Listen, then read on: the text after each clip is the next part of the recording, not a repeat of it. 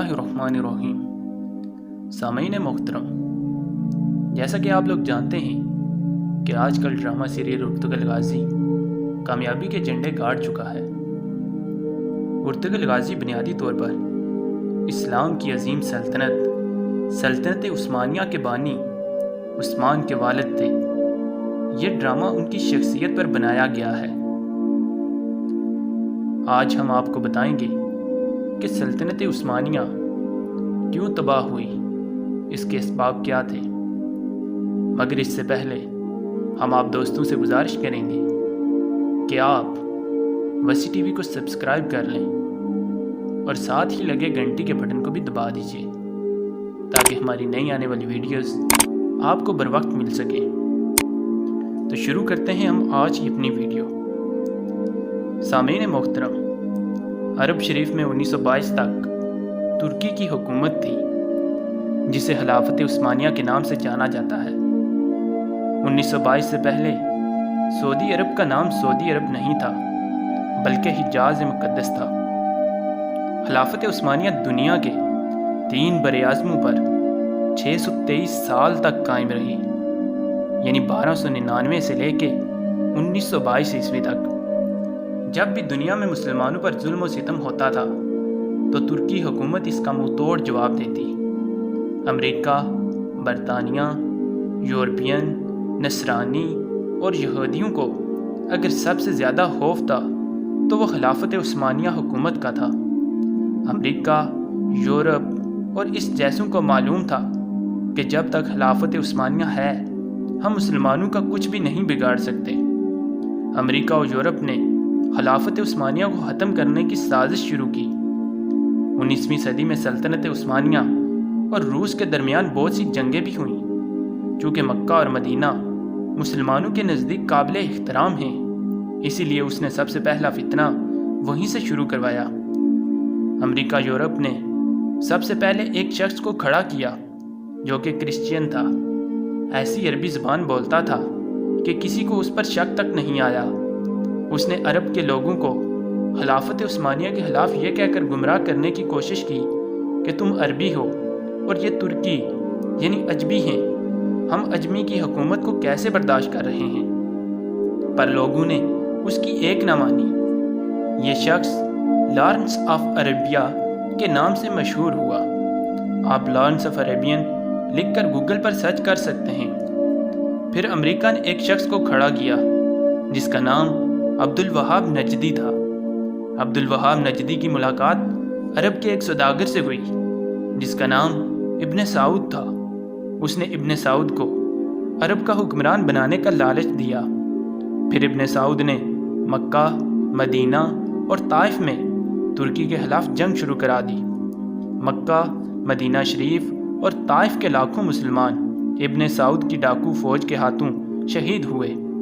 जब तुर्की ने देखा कि इब्न साउद हमें अरब से निकालने और खुद अरब पर हुकूमत करने के लिए मक्का, मदीना शरीफ और ताइफ के बेकसूर मुसलमानों को शहीद कर रहा है, तब तुर्की ने आलमी तौर पर यह ऐलान कर दिया कि हम इस पाक सरजमीन पर कत्ल व गारत पसंद नहीं करते। इस वजह से खिलाफत उस्मानिया को ख़त्म कर दिया गया, जिसकी वजह से 40 नए ममालिक वजूद में आए। फिर अरब और उनके मुसलमानों का जवाल शुरू हुआ। हिजाज मुक़द्दस का नाम 1400 साल की तारीख में पहली बार बदला गया। इब्न साउद ने हिजाज मुक़द्दस का नाम अपने नाम पर सऊदिया रख दिया और इस फितने का जिक्र अहादीस में भी मिलता है। और इसी वजह से सरकार दो आलम सल्लल्लाहु अलैहि वसल्लम ने सऊदी अरब के शहर नजद के बारे में दुआ नहीं फरमाई थी। इसी नजद में इब्न अब्दुल वहाब नजदी पैदा हुआ, जिससे अंग्रेज़ों ने एक नए मज़हब की बुनियाद डलवाई और यही शहर मसलिमा कज़्ज़ाब का जाय पैदाइश भी है। सामईन मोहतरम, लेकिन दुनिया भर के मुसलमानों की आंखों में धूल झोंकने के लिए अंग्रेज़ों ने इस नजद शहर का नाम भी तब्दील करके रियाज रख दिया, जो आजकल सऊदिया का दारुल हुकूमत है। जन्नतुल बकी और जन्नतुल मुअल्ला में सहाबा रिज़वानुल्लाहि अजमाइन और अहले बैत अलैहिस्सलाम के मज़ारात पर बिल्डोज़र चलाया गया और तमाम कब्रों की बेहरमती करके उनको मलियामेट कर दिया। بدقسمتی سے آج بھی کئی بولے بالے مسلمان انہی قبروں کو سنت کے مطابق سمجھتے ہیں، حالانکہ 1922 سے پہلے وہ ایسی نہ تھیں۔ سامعین محترم، حرم شریف کے جن دروازوں کے نام صحابہ اور اہل بیت کے نام پر تھے، ان کا نام آل سعود کے نام پر رکھا گیا۔ آپ یہ ساری معلومات انٹرنیٹ کے علاوہ تمام تاریخ کی کتابوں میں بھی پڑھ سکتے ہیں۔ انگریزوں نے اپنی اسی سازش کی کامیابی پر 1982 عیسوی میں ووڈ نے لارنس آف عربیہ کے نام سے فلم بھی بنائی، جو بہت زیادہ بار دیکھی جا چکی ہے۔ یہود و نصارہ کو عرب میں آنے کی اجازت مل گئی۔ جس دن ابن سعود عرب کا بادشاہ بنا، اس دن ایک جشن ہوا۔ اس جشن میں امریکہ، برطانیہ اور دوسرے ملکوں کے پرائم منسٹر ابن سعود کو مبارکباد دینے پہنچ گئے۔ جس عرب کے نام سے یہود و نصارہ کانپتے تھے، وہ سعودیہ امریکہ کے اشارے پر ناچنے لگا اور آج بھی رندوں کے ساتھ ناچ رہا ہے۔ یہود و نصارہ کی اس ناپاک سازش کا ذکر کرتے ہوئے علامہ ڈاکٹر محمد اقبال نے اپنے کلام میں لکھا ہے، وہ فاقہ کش جو موت سے ڈرتا نہیں ذرا، روح محمد اس کے دل سے نکال دو۔ فکر عرب کو دے کر فرنگی تحیلات، اسلام کو حجاز اور یمن سے نکال دو۔ اللہ تعالیٰ مسلمانوں کو ایسے فتنوں سے محفوظ فرما کر پھر سے خلافت کی دولت عطا فرمائے اور ہمیں ماضی کے تل حقائق کو سمجھنے کی عقل عطا فرمائے۔ سامعین محترم، آج کل غازی ارطغرل بھی اسی کی بنیاد پر بنایا گیا ہے اور ہماری اسی پرانی تاریخ کو یاد کروایا گیا ہے۔ سامعین محترم، مفتی حنیف قریشی صاحب کا ایک بیان میں کہنا تھا کہ کئی دنوں سے مجھ سے ایک سوال بار بار کیا جا رہا ہے کہ پاکستان کے اندر ترکی کا ایک ڈرامہ غازی ارطغرل کے نام سے پی ٹی وی پر نشر کیا جا رہا ہے، تو کیا ایسا ڈرامہ دیکھنا جائز ہے یا نہیں؟ پاکستان کے اندر ایسے بہت سے ڈرامے ہیں جنہوں نے بے حیائی پھیلائی ہے اور اسلامی اقدار کا سیدھا سیدھا قتل عام کیا ہے۔ ان کے حوالے سے کبھی بھی سوالات نہیں کیے گئے، مگر میری حیرت کی انتہا نہیں رہی کہ جب لوگوں نے اور میڈیا نے بس اس کی مخالفت میں بیانات دینے شروع کر دیے، تو میں نے تھوڑی سی ریسرچ کی کہ دیکھا جائے کہ کیوں اس ڈرامے میں اتنا کچھ ہے اور اتنے سوالات کیے جا رہے ہیں۔ تو ریسرچ کے بعد حیرت کی انتہا نہیں رہی کہ یہ صرف پاکستان کا مسئلہ نہیں ہے، بلکہ بہت سے لبرل کمیونٹی اور بہت سے دوسرے ممالک نے بھی اس ڈرامے کو دیکھنے کے بعد ان کی چیخیں آسمان تک پہنچ گئی ہیں۔